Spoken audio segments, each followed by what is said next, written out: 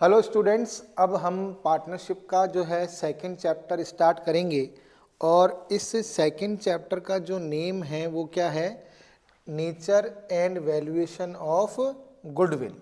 तो देखिए, सबसे पहले हम मीनिंग ऑफ गुडविल के बारे में समझते हैं, क्योंकि कभी कभी एग्ज़ाम में हमसे थ्योरेटिकल क्वेश्चंस भी जो हैं पूछ लिए जाते हैं। तो देखिए, in general usage goodwill refers to reputation of a business which enables it to earn relatively more profits as satisfied customer will come again and again in future। तो ये यहाँ पर हमें क्या कह रहा है कि भाई गुडविल क्या है। तो देखिए, एग्ज़ाम में आपको एक चीज़ ध्यान रखनी है, गुडविल होती है फर्म की रेपुटेशन, यानी कि बिजनेस की जो रेपुटेशन होती है उसे ही हम क्या कहते हैं, गुडविल कहते हैं। तो आपको ये वर्ड अच्छी तरीके से ध्यान रखना है और एग्ज़ाम के अंदर ये ऑब्जेक्टिव में पूछा जा सकता है कि what is the mean of a goodwill. तो हमारा आंसर होगा रेपुटेशन ऑफ अ बिजनेस, यानी कि गुडविल और कुछ भी नहीं, एक बिजनेस की रेपुटेशन होती है जिसके थ्रू क्या होता है कि कस्टमर बार बार बिजनेस की तरफ अट्रैक्ट होते हैं और इससे बिजनेस को क्या होता है, ज़्यादा से ज़्यादा क्या होता है, प्रॉफिट होता है। यानी कि सिर्फ एक वर्ड आपको याद करना है कि goodwill reputation of a business होती है। बिजनेस की जो रेपुटेशन होती है उसे ही क्या कहा जाता है, गुडविल कहा जाता है। कैरेक्टरिस्टिक्स और फीचर्स ऑफ गुडविल। अब देखिए, यहाँ से भी क्वेश्चन बन सकते हैं। भाई यहाँ से तो क्वेश्चन बने कि गुडविल क्या है, तो goodwill reputation of a business, यानी कि बिजनेस की जो प्रतिष्ठा होती है जो उसे ही हम क्या कहते हैं, गुडविल कहते हैं। अब गुडविल की यदि हम क्वालिटीज़ की, कैरेक्टरिस्टिक्स की, फीचर्स की बात करें तो it is an intangible asset, यानी कि गुडविल क्या होती है, अमूर्त संपत्ति होती है। क्या होती है, अमूर्त संपत्ति, यानी कि जिसे देखा नहीं जा सकता, जिसे छुआ नहीं जा सकता। तो कई बार एग्जाम में क्वेश्चन आ जाता है, निम्नलिखित में से अदृश्य संपत्ति है या इनटेंजिबल असेट है। तो गुडविल एक इनटेंजिबल असेट होती है। That is an asset which can not be seen and touch, यानी कि ऐसी असेट जिसे ना तो देखा जा सकता है और जिसे ना ही छुआ जा सकता है। It does not have an existence separate from that an enterprises. Thus, normally it has realizable value when business is sold. तो ये यहाँ पर क्या कहा जा रहा है कि भाई गुडविल जो होती है, ख्याति जो होती है उसका बिजनेस से कोई सेपरेट एग्जिस्टेंस नहीं होती, यानी कि बिजनेस के साथ ये जुड़ी रहती है और इसकी वैल्यू को आप कब प्राप्त कर सकते हो, जब बिजनेस को बेचा जाता है। जब भी बिजनेस को बेचा जाता है तभी इसकी वैल्यू जो है आपको रिसीव्ड होती है। उससे पहले आप गुडविल को इनकैश नहीं कर सकते। यानी कि आज आप चाहो चलते हुए बिजनेस के अंदर कि मैं बिजनेस की ख्याति को बेचकर पैसा प्राप्त कर लूं, तो ऐसा नहीं होगा। ख्याति का पैसा तभी प्राप्त होता है जब बिजनेस को बेचा जाता है, उससे पहले ख्याति का पैसा प्राप्त नहीं होता है। इस चीज़ का आपको ध्यान रखना है। तो गुडविल क्या है, गुडविल एक इंटेंजिबल असेट है। गुडविल का जो है पृथक अस्तित्व नहीं होता है ना, क्योंकि यहाँ पे लिखा हुआ है does not have an separate existence from an enterprises. और बिजनेस का मूल्य कब वसूला जा सकता है, जब बिजनेस को बेचा जाता है। उससे पहले आप बिजनेस की वैल्यू को गुडविल की वैल्यू को इनकैश नहीं कर सकते। It helps in earning higher profit. Goodwill अच्छी होती है तो आपको बहुत ही ज़्यादा से ज़्यादा क्या होते हैं, प्रॉफिट होते हैं। It is an attractive force which brings in customer to old place of business. ये एक एट्रैक्टिव फोर्स है जो आपके कस्टमर को बार बार आपके बिजनेस प्लेस के ऊपर खींच कर लाता है। It comes in to existence due to various factors such as location, advantages, favourable contracts, brands, trademark, patent, market reputation. और ये कह रहा है कि भाई इसकी उत्पत्ति कब होती है, इसकी उत्पत्ति के पीछे कई कारण होते हैं। भाई या तो आपकी बिजनेस लोकेशन बहुत अच्छी है, या आपके कॉन्टैक्ट्स बहुत अच्छे हैं, या आपकी ब्रांड जो है बहुत एट्रैक्टिव है, आपका ट्रेडमार्क बहुत रेपुटेटेड है, एट्रैक्टिव है, आपके पास कोई एक्स्ट्रा पेटेंट है, पेटेंट ऐसा है कि आपके सिवा उसका प्रोडक्शन कोई नहीं कर सकता, आपकी मार्केट रेपुटेशन बहुत अच्छी है। तो बहुत सारे ऐसे फैक्टर्स होते हैं जिसके कारण आपकी गुडविल जो है वो एग्जिस्टेंस में आती है, यानी कि आपकी गुडविल जो है बढ़ती है। तो उसके पीछे कई कारण होते हैं, लेकिन यहाँ पर दो क्वेश्चन हमारे लिए बहुत इम्पॉर्टेंट है। ये क्वेश्चन एग्जाम के अंदर खूब पूछा जाता है कि भाई गुडविल किस तरह की संपत्ति है। तो ख्याति एक इंटेंजिबल असेट है, यानी कि अमूर्त संपत्ति है। क्या है? अमूर्त संपत्ति है, मूर्त संपत्ति नहीं है। गुडविल की रियलाइजेबल वैल्यू आप कब ले सकते हो? जब आप बिजनेस को सोल्ड करोगे। बिजनेस को जब तक सोल्ड नहीं करोगे आप गुडविल को कैश में कन्वर्ट नहीं कर सकते। और गुडविल के पैदा होने के पीछे कई कारण होते हैं। आपकी गुडविल की, आपके बिजनेस की लोकेशन बहुत अच्छी है, आपके कॉन्टैक्ट्स बहुत अच्छे हैं, आपकी ब्रांड बहुत अट्रैक्टिव है, आपका ट्रेडमार्क बहुत स्ट्रॉन्ग है, आपके पास कोई स्पेशल पेटेंट है, या आपकी मार्केट रेपुटेशन बहुत अच्छी है। तो बहुत सारे फैक्टर्स होते हैं जिनके कारण गुडविल क्या की जाती है, जनरेट की जा सकती है।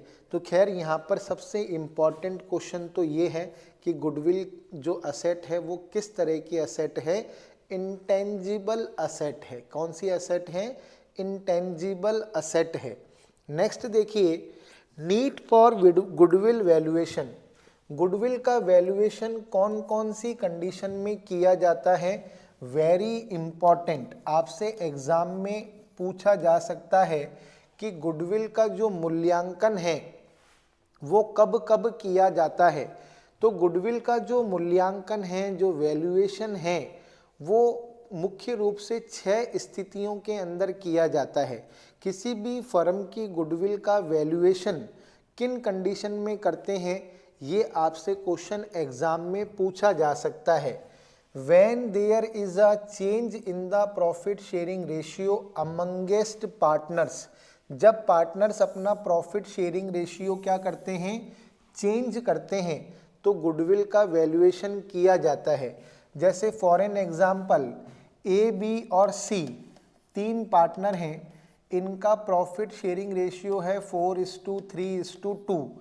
अब ये डिसाइड करते हैं कि फ्यूचर में अपना इनका प्रॉफिट शेयरिंग रेशियो रहेगा 1:1:1। तो इस कंडीशन के अंदर गुडविल का वैल्यूएशन किया जाएगा। When a new partner is admitted, जब भी फर्म के अंदर किसी पार्टनर को एडमिट किया जाता है, जैसे ए और बी एक फर्म के अंदर पार्टनर हैं और वो सी को फर्म में एडमिट करते हैं, तो क्या किया जाएगा? फर्म का गुडविल का वैल्यूएशन किया जाएगा। When a partner retires और dies, सपोज करो एक फर्म के अंदर 3 पार्टनर हैं, ए ने क्या करा? फर्म से रिटायरमेंट ले लिया। सी ने क्या किया? फर्म से रिटायरमेंट ले लिया, या सी की डेथ हो गई। तो इस कंडीशन के अंदर भी गुडविल का क्या किया जाएगा? वैल्यूएशन किया जाएगा।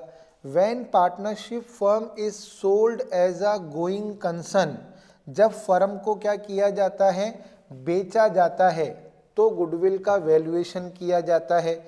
When 2 और मोर फर्म्स अमलगमेट, सपोज करो ABC एक फर्म है और XYZ एक फर्म है। अब ये दोनों मिलकर अपने बिजनेस को जॉइंट करना चाहती हैं, तब भी गुडविल का क्या किया जाएगा, वैल्यूएशन किया जाएगा। When the firm is being converted into a company, जब फर्म को, सपोज करो अभी एक फर्म है ABC, अब इसे क्या किया जा रहा है, कंपनी में कन्वर्ट किया जा रहा है, लिमिटेड या प्राइवेट लिमिटेड में कन्वर्ट किया जा रहा है, तो भी गुडविल का वैल्यूएशन किया जाएगा।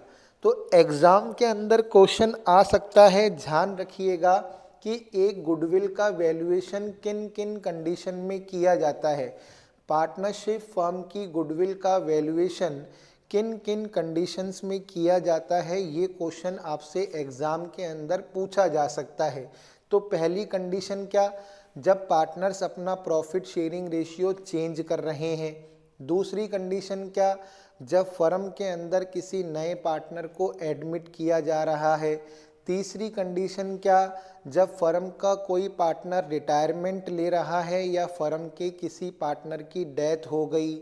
चौथी कंडीशन क्या, जब फर्म को बेचा जा रहा है। पांचवी कंडीशन क्या, जब दो पार्टनरशिप फर्म आपस में मिलकर एक ही फर्म बन रही है। छठी कंडीशन क्या, जब फर्म को एक कंपनी के अंदर कन्वर्ट किया जा रहा है। तो इन 6 कंडीशन के अंदर फर्म की गुडविल का वैल्यूएशन किया जाता है। तो ये क्वेश्चन एग्जाम में आपसे पूछा जा सकता है।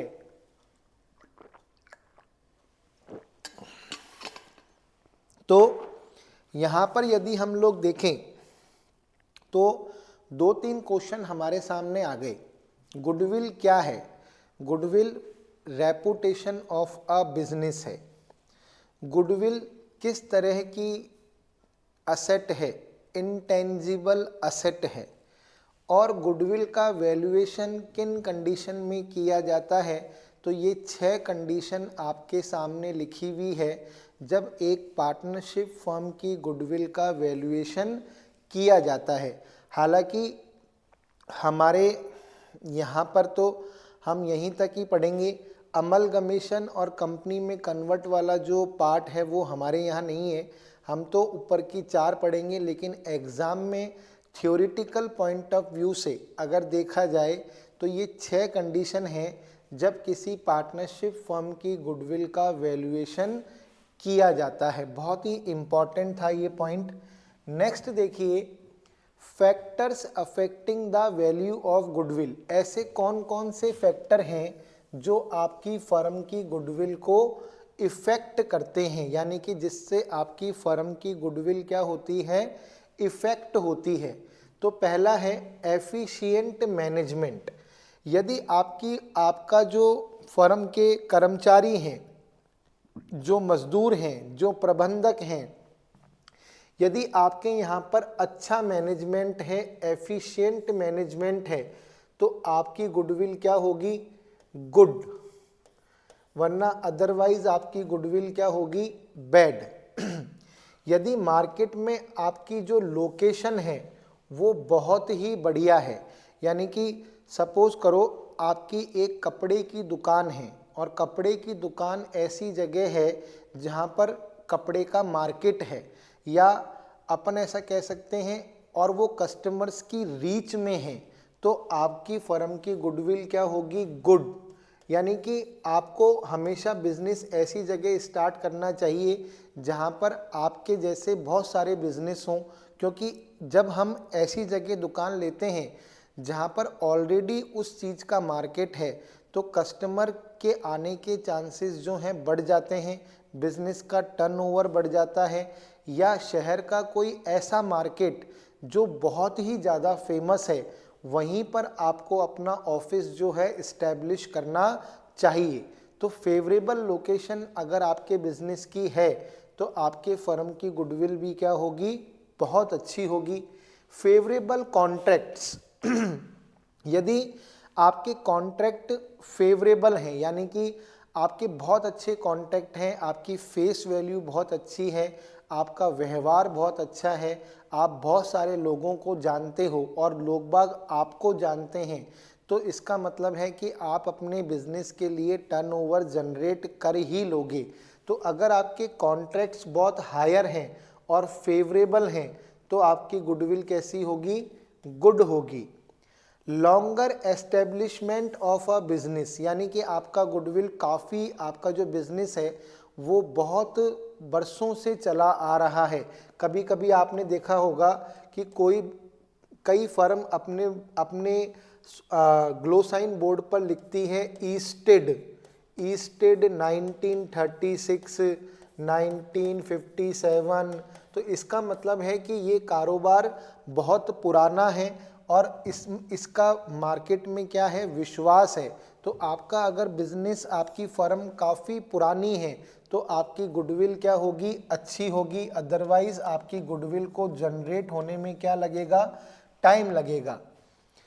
एडवांटेजेस ऑफ पेटेंट्स, कुछ पेटेंट्स आपके पास ऐसे हैं जो प्रोडक्शन केवल आपको करने का अधिकार है, तो और किसी के पास वो पेटेंट नहीं है, केवल आपकी जो फर्म है वही उस गुड्स को प्रोड्यूस कर सकती है, तो भी आपके पास आपकी गुडविल क्या होगी? अच्छी होगी, है ना। क्वालिटी ऑफ प्रोडक्ट और सर्विसेज, यदि आप अपने कस्टमर्स को क्वालिटी प्रोडक्ट या क्वालिटी सर्विसेज प्रोवाइड करते हो तो आपकी गुडविल क्या होगी? अच्छी होगी। इसके अलावा रिस्क एसोसिएटेड विथ बिजनेस, यदि रिस्क कम है तो आपकी गुडविल क्या होगी? अच्छी होगी, है ना। नेचर ऑफ बिजनेस, यदि आपके बिजनेस का नेचर इस तरीके का है जिसकी डिमांड बहुत ज़्यादा है तो आपकी गुडविल क्या होगी? बहुत अच्छी होगी। आपके पास्ट परफॉर्मेंस जो रिजल्ट हैं यदि वो भी बहुत बेहतर हैं, आपकी गुडविल के ऊपर आपकी फर्म जो है ने ऐसा कोई भी काम नहीं किया जिससे आपकी मार्केट में रेपुटेशन खराब हुई हो, आप अपने बिजनेस के लिए हमेशा अच्छा ही करते आ रहे हों, आपकी पास्ट परफॉर्मेंसेस बहुत अच्छी है, तो आपके गुडविल की गुडविल क्या होगी? बहुत अच्छी होगी। आफ्टर सेल्स सर्विसेज, यानी कि अगर आप अपने कस्टमर्स को बहुत अच्छी सर्विसेज माल खरीदने के बाद भी प्रोवाइड करते हो तो आपके फर्म की गुडविल क्या होगी? अच्छी होगी। गुड कस्टमर रिलेशन, यदि आप अपने कस्टमर्स के साथ बहुत अच्छा रिलेशन मेंटेन करते हो तब भी आपकी गुडविल क्या होगी? अच्छी होगी। और गुड लेबर रिलेशंस, यदि आपके एम्प्लॉयज़ के साथ आपका बिहेवियर बहुत अच्छा है तो आपके जो एम्प्लॉयज़ हैं वो आपके बिजनेस के अंदर काफ़ी लंबे समय से काम कर रहे हैं, तो नेचुरली वो आपके बिजनेस के अंदर फेथ रखेंगे और आपके लिए अच्छा काम करेंगे, जिससे आपकी गुडविल क्या होगी? बढ़ जाएगी। तो ये सारे फैक्टर्स जो हैं एक फर्म की गुडविल को क्या करते हैं? इफ़ेक्ट करते हैं। यानी कि कहने का मतलब ये है कि आपका बिजनेस आपके बिजनेस का मैनेजमेंट बहुत ही एफिशिएंटली और इफ़ेक्टिवली किया जाना चाहिए। आपके बिजनेस की लोकेशन जो है ऐसी जगह होनी चाहिए जहाँ पर उस चीज़ का मार्केट हो या वो उस सिटी का फेमस मार्केट हो। आपके कॉन्ट्रैक्ट्स बहुत अच्छे होने चाहिए। आपका बिजनेस का जो टाइम पीरियड है एस्टेब्लिशमेंट का वो काफ़ी पुराना होना चाहिए, है ना। आपके पास कुछ स्पेशल पेटेंट्स होने चाहिए। आपके प्रोडक्ट की जो क्वालिटी है या आपके सर्विस की जो क्वालिटी है वो अच्छी होनी चाहिए। आपके बिजनेस के अंदर यदि कम रिस्क है तो बहुत ही अच्छी बात है। आपका बिजनेस का नेचर ऐसा है जो बहुत डिमांडिंग है। आपकी पास्ट परफॉर्मेंस बहुत अच्छी है। आप अपने कस्टमर्स को आफ्टर सेल सर्विसेज बहुत ही बढ़िया देते हो। आपके कस्टमर्स के साथ रिलेशन बहुत ही अच्छे हैं और आपके लेबर्स के साथ भी आपके रिलेशंस बहुत अच्छे हैं, तो आपकी गुडविल क्या होगी? बेहतर होगी। और यदि ये सब नेगेटिव में है तो आपकी गुडविल अच्छी नहीं होगी।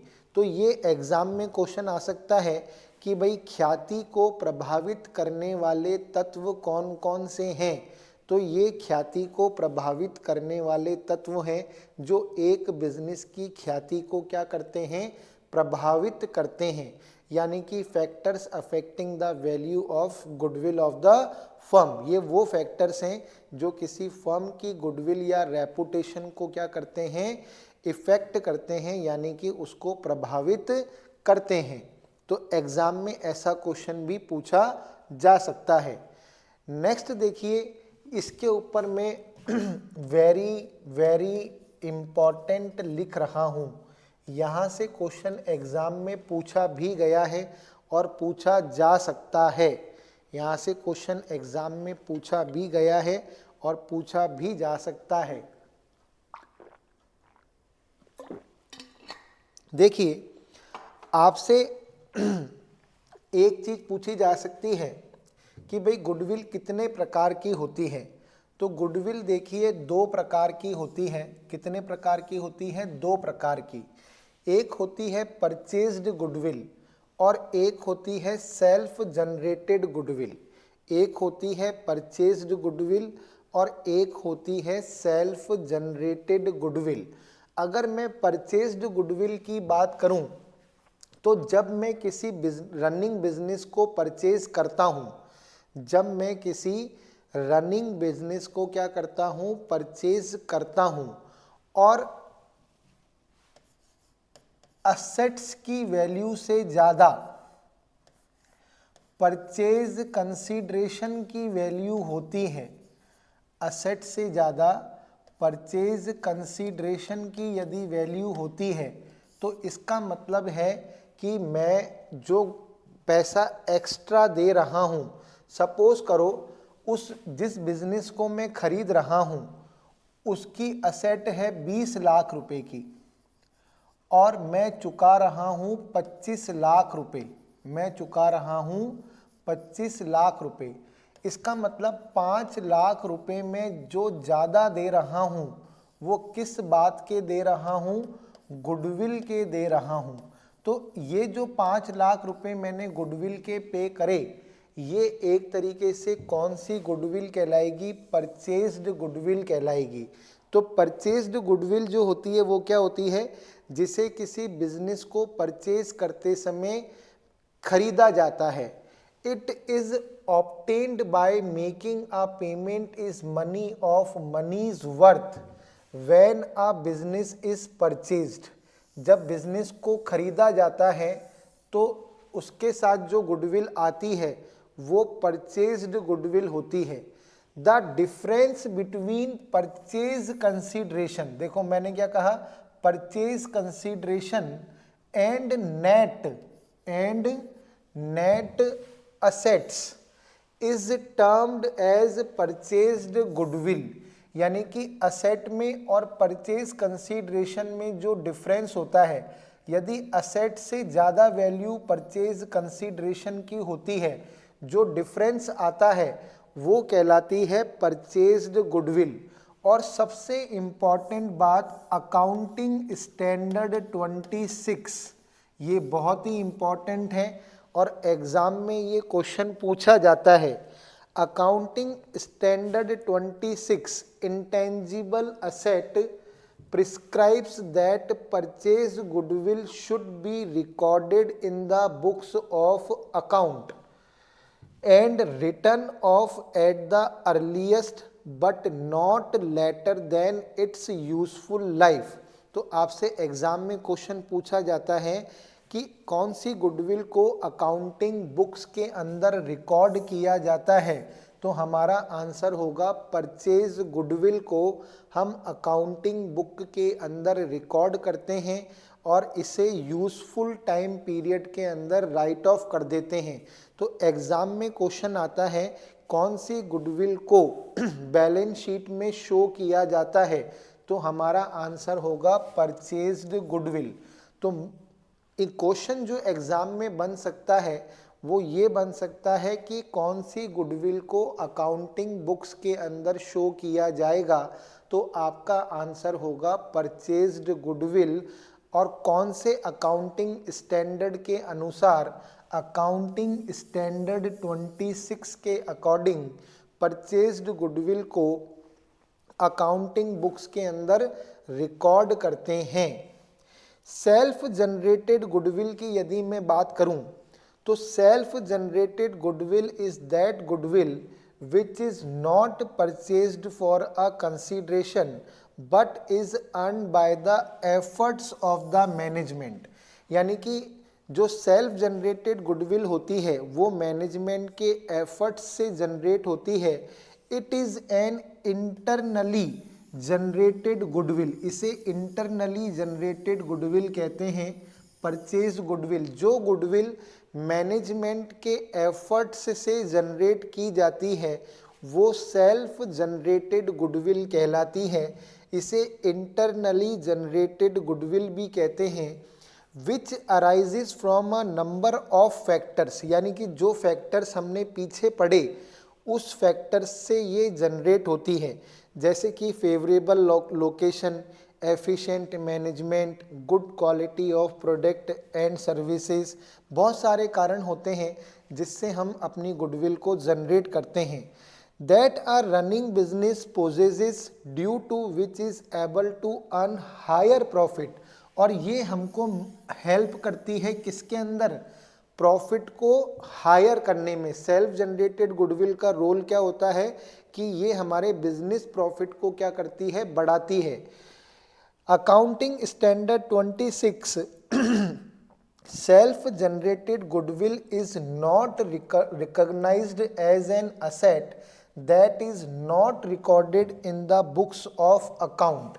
देखो लिखा हुआ आ गया कि अकाउंटिंग स्टैंडर्ड 26 के अकॉर्डिंग सेल्फ जनरेटेड गुडविल को असेट नहीं माना जाता और इसे अकाउंटिंग बुक के अंदर रिकॉर्ड नहीं किया जाता।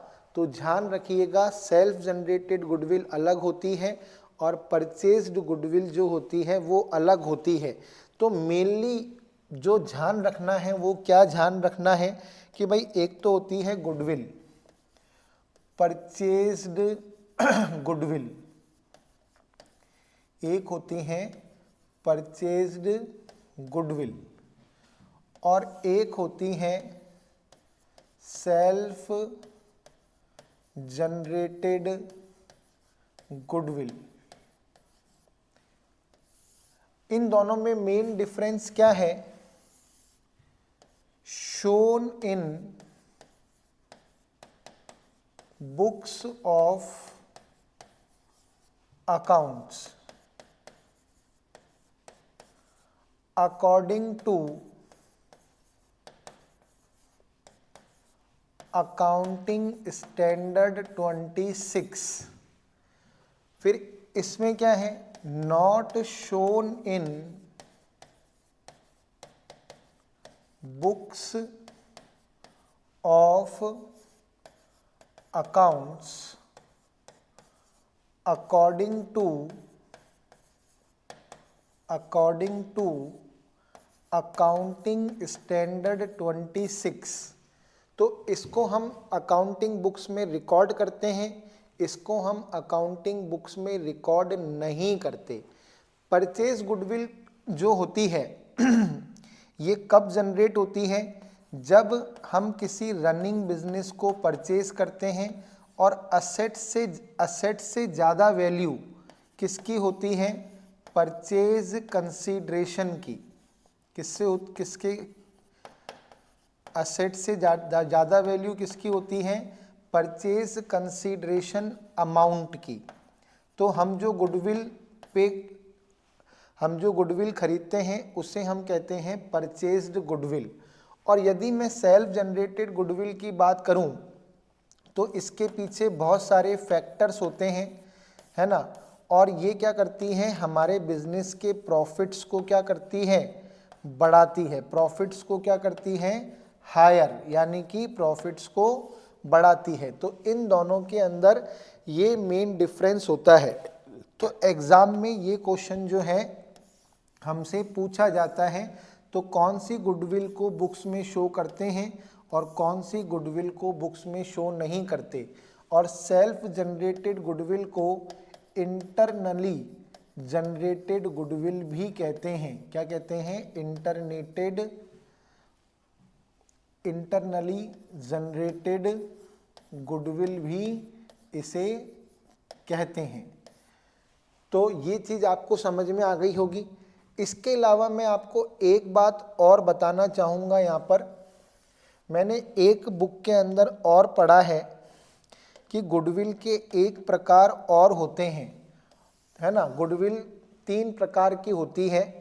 वैसे तो मेनली अकाउंट्स के हिसाब से तो ये 2 ही होती हैं, लेकिन मैंने एक बुक के अंदर और पढ़ा है कि गुडविल के 3 प्रकार और होते हैं, तो उसकी भी अपन यहाँ पर चर्चा कर लेते हैं।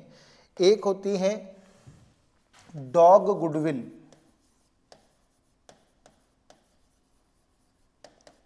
एक होती है कैट गुडविल,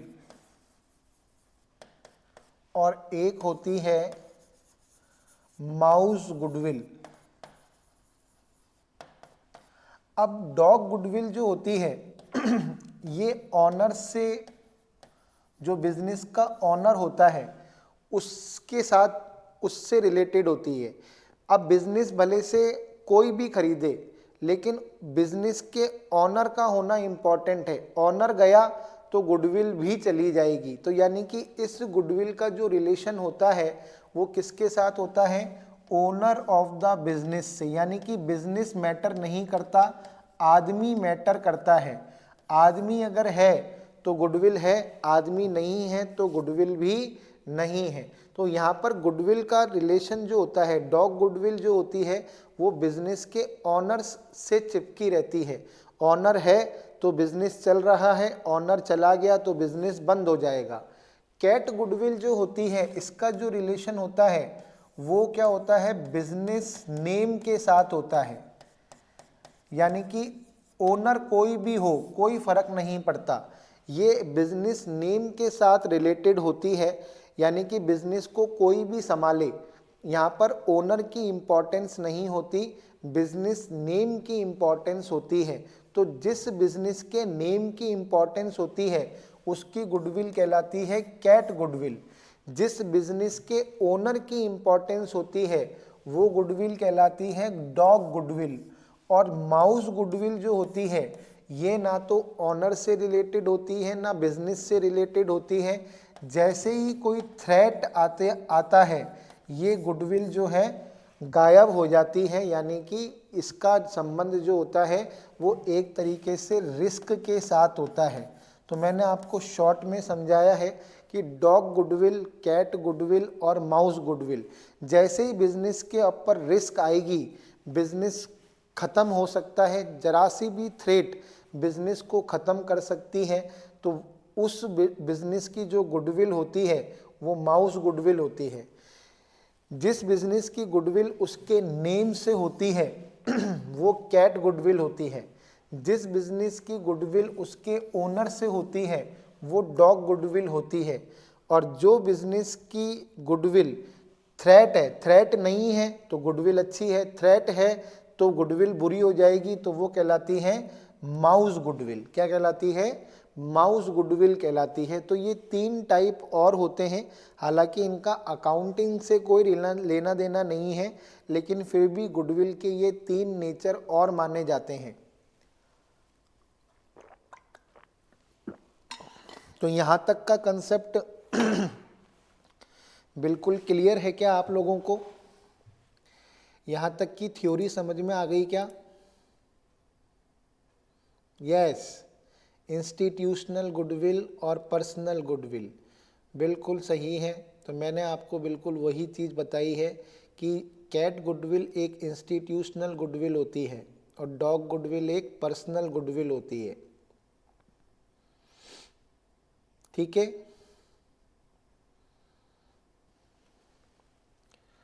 यहाँ तक क्लियर है? चलिए,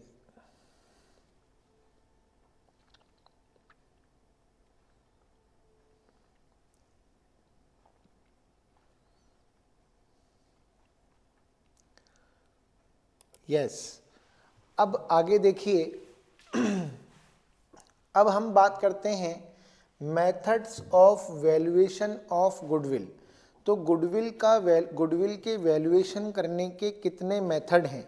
यदि गुडविल के वैल्यूएशन मेथड की यदि हम बात करें तो गुडविल के वैल्यूएशन के 3 मेथड हैं। एक तो है एवरेज प्रॉफिट मेथड, एक है सुपर प्रॉफिट मेथड और एक है कैपिटलाइजेशन मेथड। तो फर्म की गुडविल जो है 3 मेथड से कैलकुलेट की जाती है, एवरेज प्रॉफिट मेथड से, सुपर प्रॉफिट मेथड से और कैपिटलाइजेशन मेथड से। फिर एवरेज प्रॉफिट मेथड के अंदर 2 मेथड होते हैं, एक होता है आपका सुपर प्रॉफिट मेथड और एक होता है आपका वेटेड एवरेज प्रॉफिट मेथड। और कैपिटलाइजेशन मेथड के भी 2 पार्ट होते हैं, एक होता है capitalization of average profit method और एक होता है capitalization of super profit method. तो एग्ज़ाम में हमें क्वेश्चन की लैंग्वेज पर ध्यान देना है कि गुडविल वैल्यूएशन के कितने मेथड होते हैं। तो गुडविल वैल्यूएशन के 3 मेथड होते हैं, average profit method, weighted average profit method और कैपिटलाइजेशन मेथड। और एवरेज प्रॉफिट मेथड के भी कितने पार्ट होते हैं,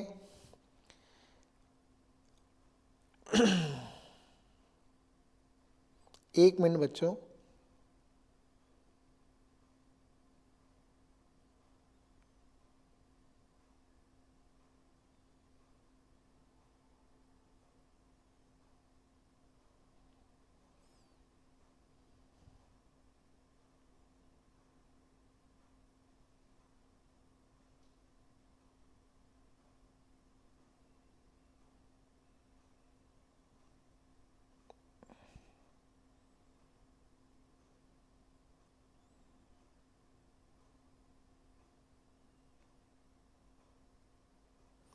एक मिनट, जस्ट अ मिनट।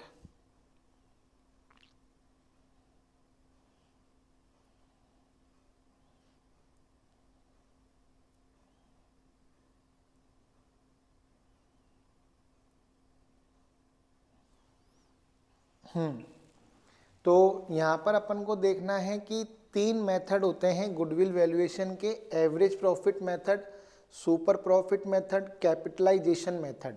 और एवरेज प्रॉफिट मेथड को भी 2 पार्ट होते हैं, सिंपल एवरेज, वेटेड एवरेज।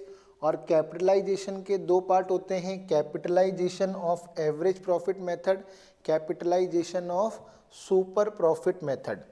अब देखिए हम बात करेंगे सबसे पहले सिंपल एवरेज प्रॉफिट मेथड की बात करेंगे। तो हम जो सिंपल एवरेज प्रॉफिट मेथड को सबसे पहले सीखेंगे, उसके बाद सीखेंगे वेटेड एवरेज प्रॉफिट मेथड को और उसके बाद सीखेंगे सुपर प्रॉफिट मेथड को, उसके बाद capitalization of average profit method को और लास्ट में capitalization of super profit method को सीखेंगे। तो सबसे पहले हम बात करते हैं सिंपल एवरेज प्रॉफिट मेथड की बात करते हैं। तो यहाँ पर देखिए सिंपल एवरेज प्रॉफिट मेथड, यदि हम सिंपल एवरेज प्रॉफिट मेथड की बात करें तो सब इसके अंदर हमें क्या करना पड़ता है, सबसे पहले हमें एवरेज प्रॉफिट निकालना पड़ता है। क्या निकालना पड़ता है, एवरेज प्रॉफिट। तो सबसे एवरेज प्रॉफिट कैसे निकालते हैं, total of profits upon number of years, upon number of years.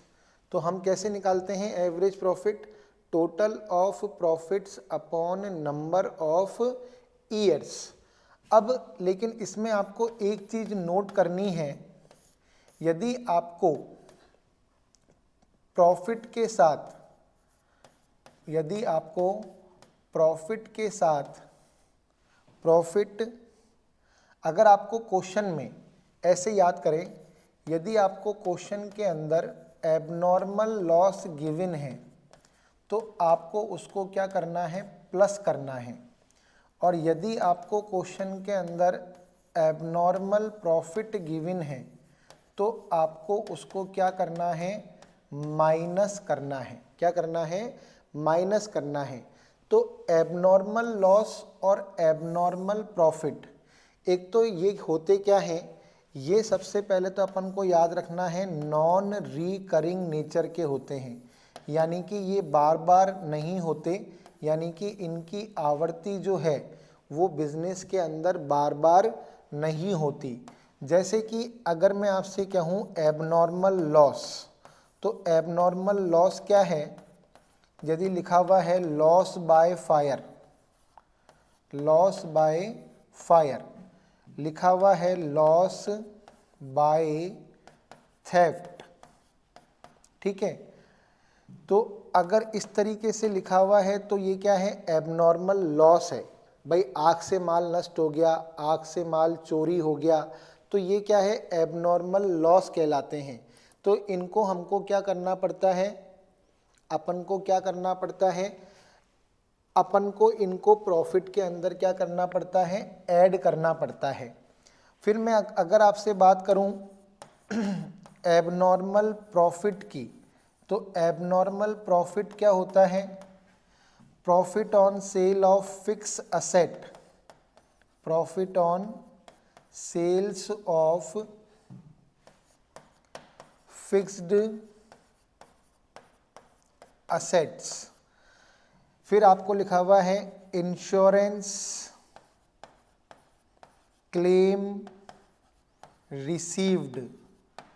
तो ये सब क्या है, एबनॉर्मल प्रॉफिट हैं। क्या हैं, एबनॉर्मल प्रॉफिट हैं।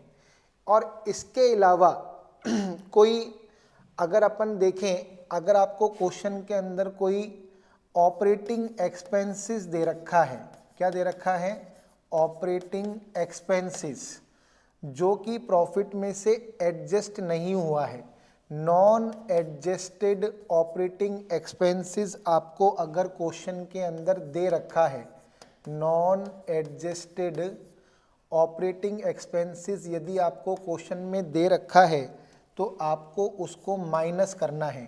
जैसे कि मैनेजमेंट का रेम्यूनरेशन या मैनेजमेंट के एक्सपेंसेस या कोई इंश्योरेंस का खर्चा आपने किया है बिल्डिंग का या बिजनेस की असेट का, अगर वो प्रॉफिट में से डिडक्ट नहीं है तो आपको उसको डिडक्ट करना पड़ेगा।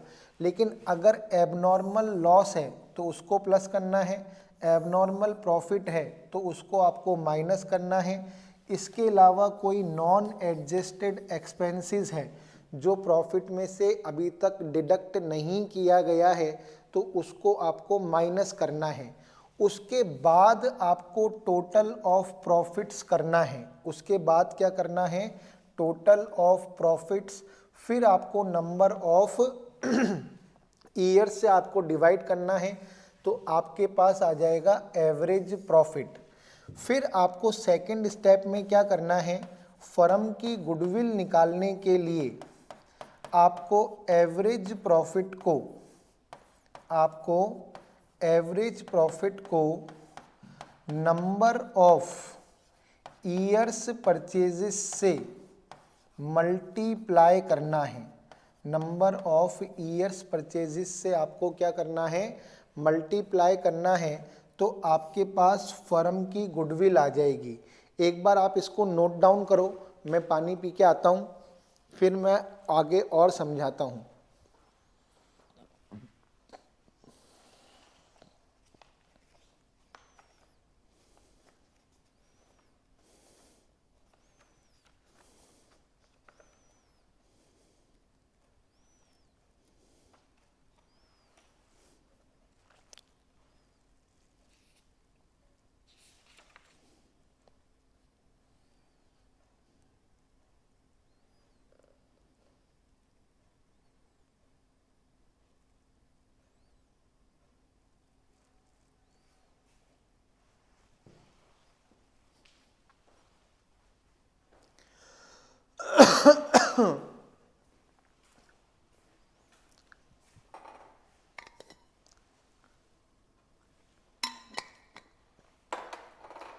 यस, तो देखिए दो स्टेप आपको करने हैं।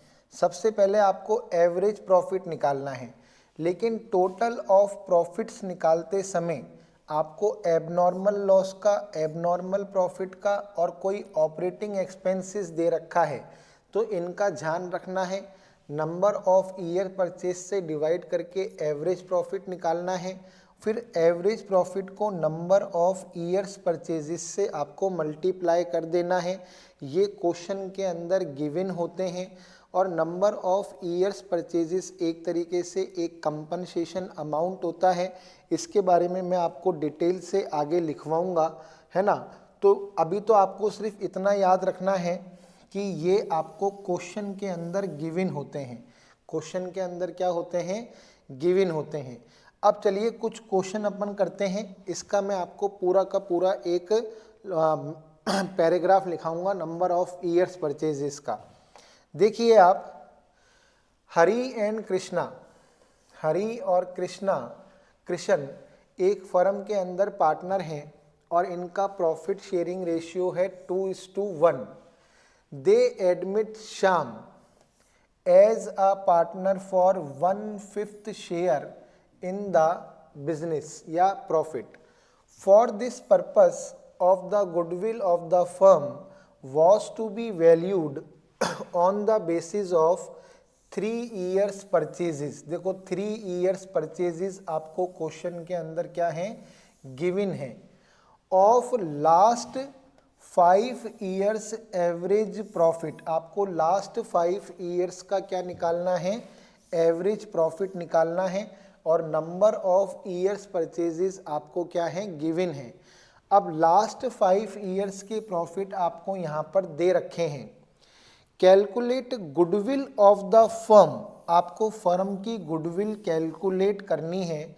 After adjusting the following, the profit of 2014-15 was calculated after charging ₹10,000 for abnormal loss of goods by fire।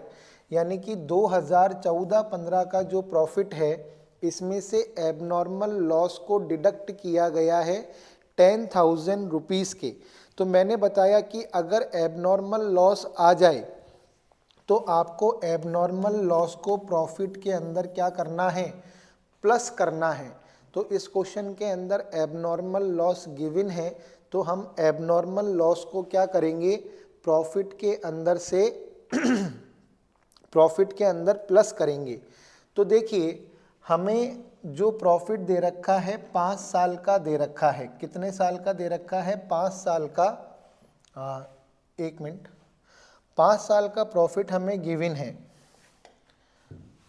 2013-14, 14-15, 15-16, 16-17 और 17-18, 5 साल का प्रॉफिट हमें जो है गिवन है।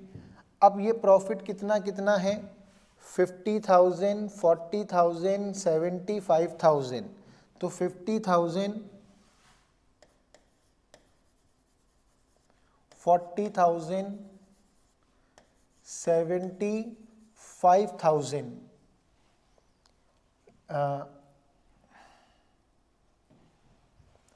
फिर 25,000 का लॉस है, ब्रैकेट में है, इसका मतलब क्या है? लॉस है। और 50,000 का प्रॉफिट और है, तो 25,000 का लॉस है। और फिर प्रॉफिट कितना दे रखा है? फिर प्रॉफिट दे रखा है 50,000 का। ठीक है। अब देखिए यहाँ पर एबनॉर्मल लॉस हमको प्लस करना है, क्योंकि 10,000 का एबनॉर्मल लॉस जो है वो प्रॉफिट में से एडजस्टेड है। तो देखिए यहाँ पर आ गया 50,000, यहाँ पर आ गया 50,000, यहाँ पर आ गया 75,000, यहाँ पर आ गया 25,000 का लॉस और यहाँ पर आ गया 50,000। अब हम इसका टोटल निकालेंगे। क्या निकालेंगे? टोटल। तो टोटल यदि हम निकालें तो 50, 1 लाख, 1,50,000, 2,25,000 और 25,000 लेस हो गए तो यहाँ पर आ रहा है 2 लाख। ये हो गया टोटल ऑफ प्रॉफिट। क्या हो गया?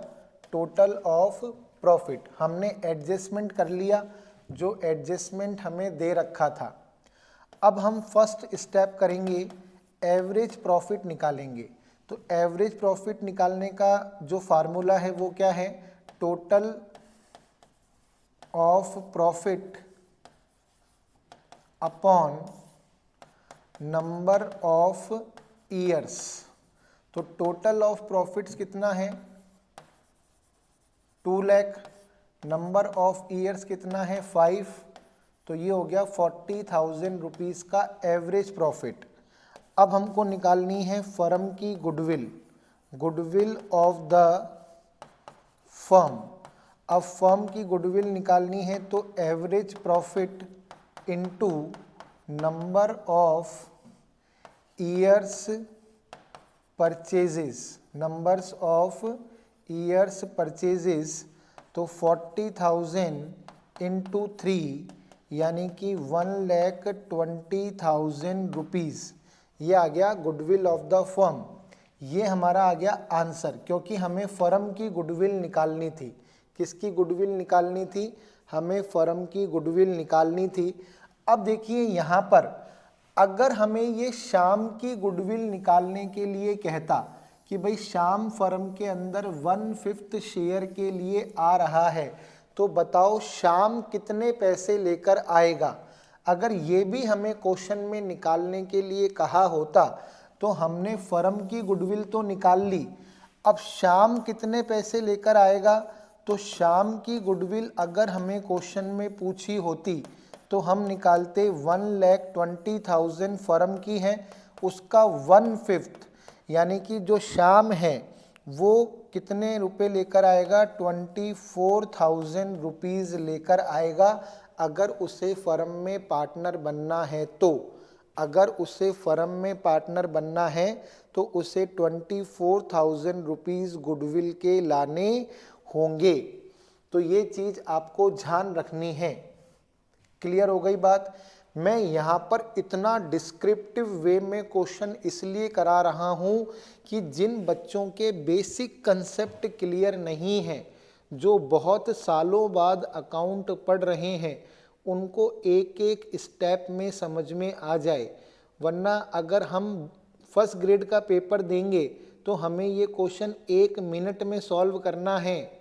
इस चीज़ का ध्यान रखना। तो वहाँ पर माइंड हमें अपना बहुत फास्ट चलाना पड़ेगा।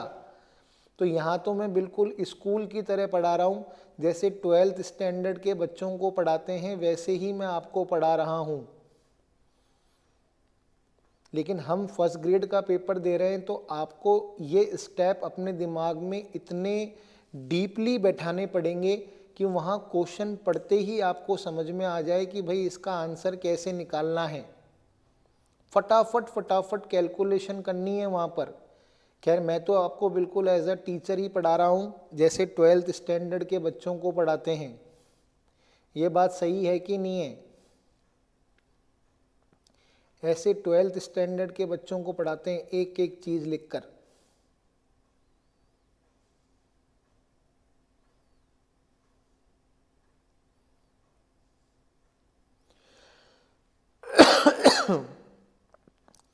तो ये क्वेश्चन आपको समझ में आ गया। अब देखिए नेक्स्ट क्वेश्चन क्या है। नेक्स्ट क्वेश्चन है Purav and Purvi are partners in a firm sharing profit and losses in the ratio of 2:1. They decided to take Parv into partnership for 1/4 share on 1 अप्रैल 2020. पूरव और पूर्वी जो हैं वो फर्म में पार्टनर हैं, उनका प्रॉफिट शेयरिंग रेशियो है 2:1 और वो पर्व को फर्म में एडमिशन दे रहे हैं 1/4 शेयर के लिए। For this purpose goodwill is to be valued at 4 times. देखो यहाँ पर नंबर ऑफ ईयर्स परचेजेस जो हैं कभी कभी टाइम्स में भी गिवन होते हैं, तो यहाँ पे लिख रखा है 4 टाइम्स। 4 टाइम्स का मतलब है नंबर ऑफ ईयर्स परचेजेस जो हैं वो किस में दे रखे हैं, नंबर ऑफ ईयर्स परचेजेस जो हैं वो किस में दे रखे हैं, आपको टाइम्स में दे रखे हैं। The average annual profit of the previous 4 और 5 ईयर, हमें पिछले 5 साल का और पिछले 4 साल का प्रॉफिट निकालना है। विच एवर इज हायर, यानी कि जो ज़्यादा होगा उसके अनुसार हमें फर्म की गुडविल का कैलकुलेशन करना है, और हमें 5 साल के प्रॉफिट दे रखे हैं। तो देखिए पहले अपन एवरेज प्रॉफिट निकालेंगे 4 ईयर्स का। पहले हम निकालेंगे प्रीवियस 4 ईयर का, पहले हम निकालेंगे प्रीवियस 4 ईयर का, और फिर हम निकालेंगे प्रीवियस 5 ईयर का। ठीक है, तो पहले प्रीवियस 4 ईयर का प्रॉफिट निकालेंगे, फिर प्रीवियस 5 ईयर का प्रॉफिट निकालेंगे। क्लियर हो गई बात। अब देखो आप लोग, अब बच्चे गलती क्या करते हैं, वो प्रीवियस 4 ईयर का प्रॉफिट कैसे निकालते हैं, 1 2 3 4। क्वेश्चन गलत हो गया, क्योंकि भाई प्रीवियस 4 ईयर कैसे काउंट करने हैं, प्रीवियस 4 ईयर का मतलब होता है 1 2 3 4। तो अगर हमने यूं कैलकुलेट कर लिया तो क्वेश्चन गलत हो जाएगा, क्योंकि भाई बात हो रही है प्रीवियस 4 और 5 ईयर। तो प्रीवियस 4 ईयर तो हम लास्ट ईयर से काउंट करेंगे ना, फर्स्ट ईयर से थोड़ी ना काउंट करेंगे। फर्स्ट ईयर से अगर 4 ईयर ले लिए तो क्वेश्चन गलत हो जाएगा। हमें प्रीवियस 4 ईयर यहाँ से लेने हैं, तो 15,000 16,000 10,000 15,500। तो 15,000 16,000 10,000 और 15,500, यही फिगर है ना, 15 16 10 और 15,500। अब प्रीवियस 5 ईयर 15,000 16,000 10,000 15,500 और 14,000।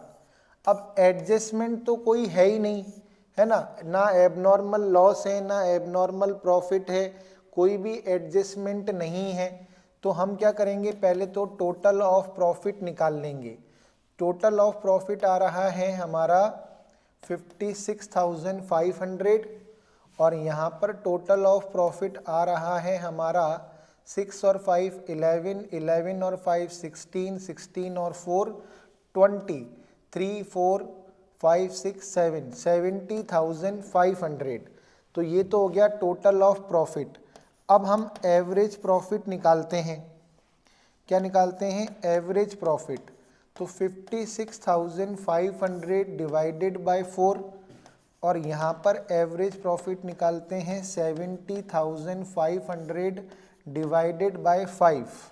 तो यहाँ पर आ जाएगा 14,125, और यहाँ पर आ जाएगा 14,100। तो विच एवर इज हायर, तो भैया विच एवर इज हायर के अंदर यदि हम देखें तो विच एवर इज हायर कौन सा है, तो विच एवर इज हायर है 14,125, ये है।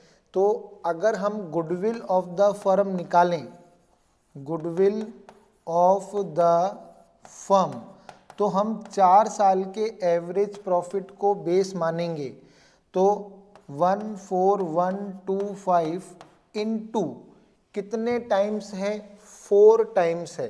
कितने टाइम्स है, 4 टाइम्स, तो 4 5 ज़ा 20, 4 2 ज़ा 8 और ये 10, 4 1 ज़ा 4 और एक ये 5, 4 4 ज़ा 16 और ये आ गया 56,500।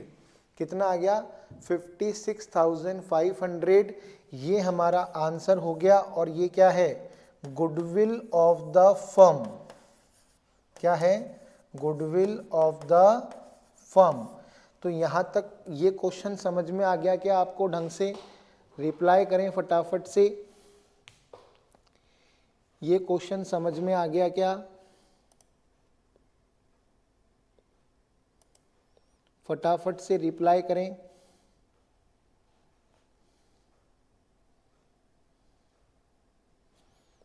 चलिए अब देखते हैं नेक्स्ट।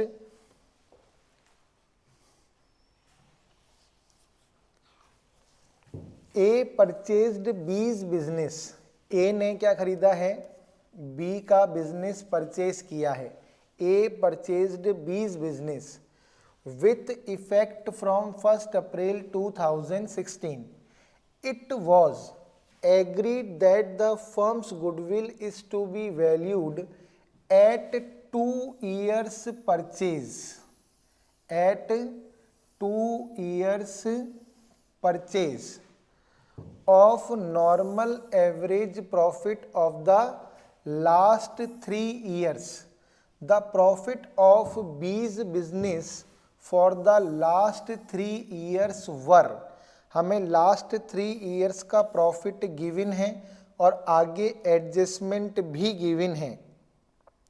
तो ये कह रहा है कैलकुलेट करो फर्म की गुडविल को। तो देखिए पहले तो अपन लास्ट 3 year का प्रॉफिट लिख लेते हैं। तो लास्ट 3 year का प्रॉफिट 2013 14, 14 15 और 15 16। तो लास्ट 3 year का प्रॉफिट हम यहाँ पर लिख लेते हैं 80,000, 1 लाख और 90,000। 80,000, 1 लाख और 90,000। ये अपन ने क्या करा? यहाँ पर प्रॉफिट लिख लिया। अब देखिए including N abnormal gain. Abnormal gain है तो एबनॉर्मल गेन को अपन 10,000 क्या करेंगे? प्लस करेंगे। तो एबनॉर्मल गेन प्लस हो गया। अब उसके बाद देखिए after charging N abnormal loss, sorry abnormal gain minus होगा। एबनॉर्मल गेन क्या होगा? माइनस, क्योंकि एबनॉर्मल गेन को हम माइनस करते हैं, प्लस नहीं करते।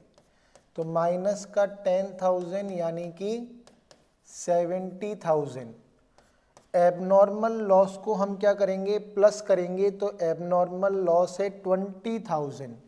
तो 20,000 को हम कर देते हैं प्लस, तो यानी कि 1,20,000।